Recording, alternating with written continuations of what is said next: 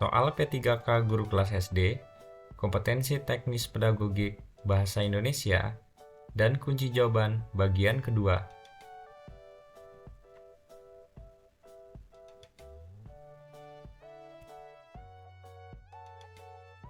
Lengkapilah langkah-langkah kegiatan pembelajaran berikut ini. 1. Peserta didik membaca dalam hati teks prosedur cara membuat anyaman. 2. Peserta didik dan guru bertanya jawab tentang isi teks prosedur terkait alat bahan dan langkah-langkah membuat anyaman. 3.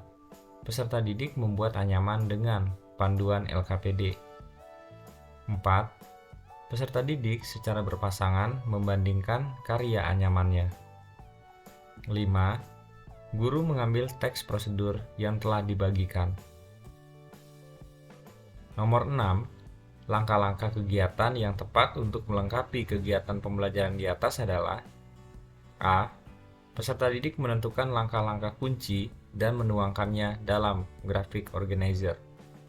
2. Peserta didik menuliskan kembali langkah-langkah membuat anyaman dengan kalimat sendiri secara runtut. C. Guru memberikan tindak lanjut berupa tugas kelompok untuk membuat anyaman dengan pola yang berbeda, dilengkapi dengan langkah-langkah pembuatannya secara runtut. D. Guru meminta peserta didik memberikan pendapat mengenai anyaman. E.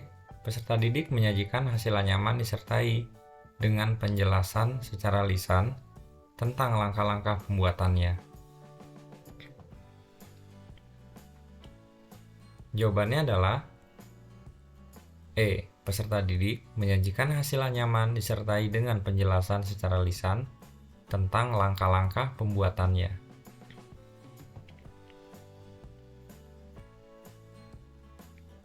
Pembahasannya, langkah-langkah pembelajaran hendaknya runtut mulai dari kegiatan pendahuluan, kegiatan inti, dan kegiatan penutup.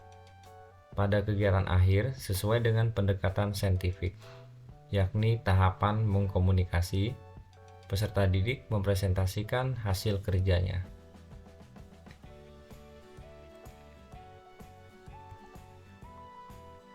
Tujuh, dalam menyelenggarakan pembelajaran bahasa yang berwawasan whole language, maka pembelajaran bahasa Indonesia harus mempunyai keterpaduan antara pembelajaran kebahasaan, pemahaman, dan penggunaan.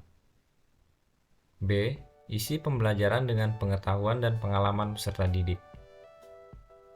C. Peroleh pengalaman belajar peserta didik dengan kenyataan penggunaan bahasa sesuai dengan aktivitas penggunaan bahasa Indonesia dalam kehidupannya. Hal ini sejalan dengan ciri-ciri pendekatan whole language, kecuali A. Eklektika atau eklektik, B. Menyeluruh atau whole kooperatif, C. Bermakna meaningful, D. Berfungsi atau function, E. Alamiah atau natural authentic. Jawabannya adalah A. Eklektika atau eklektik. Pembahasannya, ciri-ciri pendekatan whole language adalah A. 1. Menyeluruh atau whole kooperatif.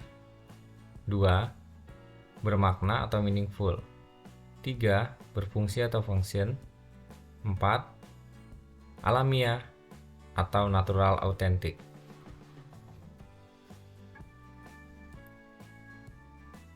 Perhatikan tabel berikut untuk mengerjakan soal nomor 8 dan 9.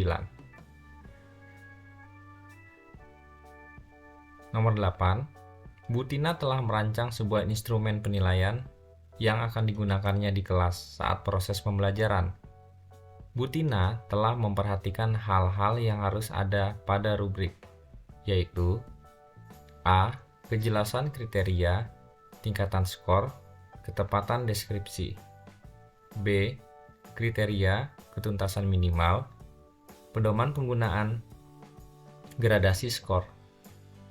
C. C. Kejelasan kriteria, gradasi skor, kriteria ketuntasan minimal.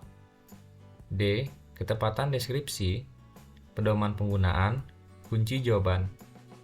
E. Pedoman penghitungan skor, kunci jawaban, ketepatan deskripsi. Jawabannya adalah A. Kejelasan kriteria, tingkatan skor, ketepatan deskripsi.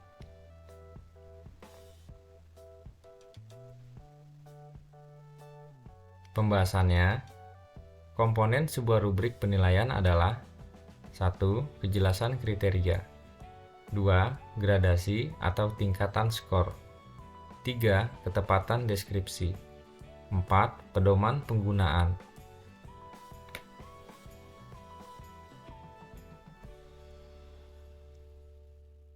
Sembilan, rubrik penilaian di atas dapat digunakan oleh Bu Tina untuk menilai kegiatan A. Bermain peran, B. Diskusi, C. Menyimak, D. Berbicara, E. Membaca. Jawabannya adalah B. Diskusi.